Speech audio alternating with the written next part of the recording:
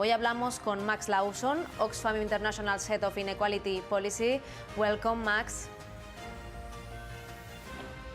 Hello, Max. I don't know if you can hear me. I can hear you, yes. Okay, perfect. Well, at least 9 people have become new billionaires since the beginning of the COVID pandemic, according to an information released by the People's Vaccine Alliance. What is the amount of the net worth of this new billionaire? The new billionaires, it's about $19 billion.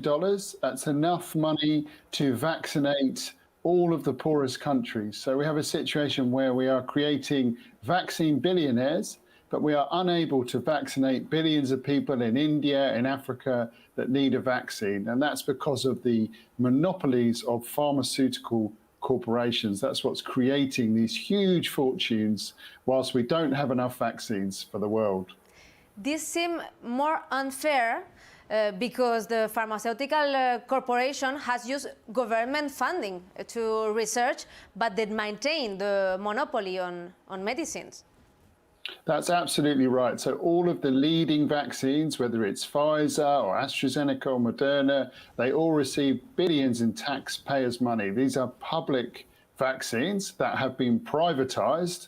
And because they've been privatized, they're driving huge profits and creating these billionaires. So it's deeply unfair, but also very dangerous because it means it's restricting the number of vaccines in the world at a time where we need to rapidly vaccinate as fast as possible.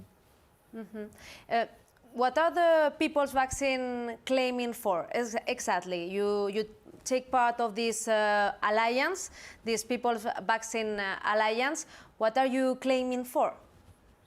It's very straightforward. We want governments to intervene, and the government of Spain has supported this, to waive the patents, to get rid of the monopolies and the intellectual property on these vaccines, and to instead share the vaccine recipes with every vaccine manufacturer in the world. You know, there are many vaccine manufacturers, particularly in developing countries, but also in Europe, who are ready to produce more vaccines, but they are not able to because of the monopoly of big pharma firms like Pfizer, like Moderna, and they won't share the recipe. So that's what our campaign's about. It's about supporting the initiative at the World Trade Organization to share the vaccine patents and to break up these monopolies. At the moment, 100 countries support this, including Spain. Also, the United States has come out in support, but so far Germany, the UK, France are in opposition. So we're putting pressure on them to change their position, to face the pharmaceutical firms and tell them they can no longer have their monopoly and their huge profits, and that we want a world that vaccinates billions and doesn't create billionaires. Mm-hmm.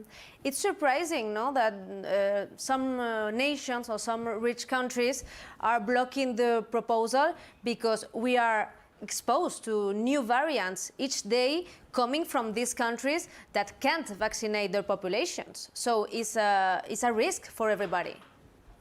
It's absolutely a very serious risk for all of us. We did a survey of epidemiologists earlier in the year, and they thought we had between 9 months and a year before we see a new variants of this deadly disease that mean that the vaccines that people are receiving in Spain, the vaccine I received here in the UK a couple of weeks ago, start not working. So it's very dangerous to see the disease spread around the developing world.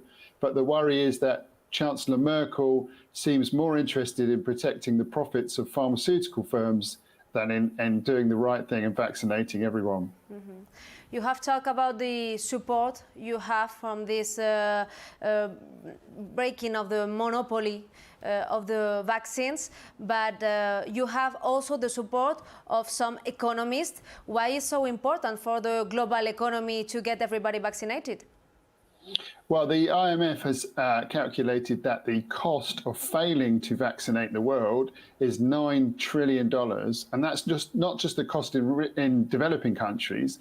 It means a very real cost for people in Spain, for people here in the UK, because if your trading partners are still fighting the disease, they're unable to get back on their feet economically, then that has an impact on the whole global economy. So the cost of failing to vaccinate people in Latin America or in India comes back to impact on the economy in Europe and will lead to much greater job losses and a bigger impact in the future.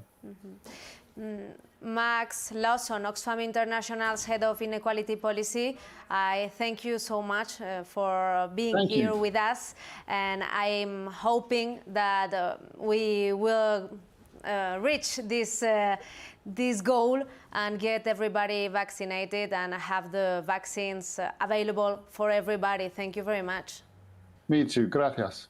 Thank you.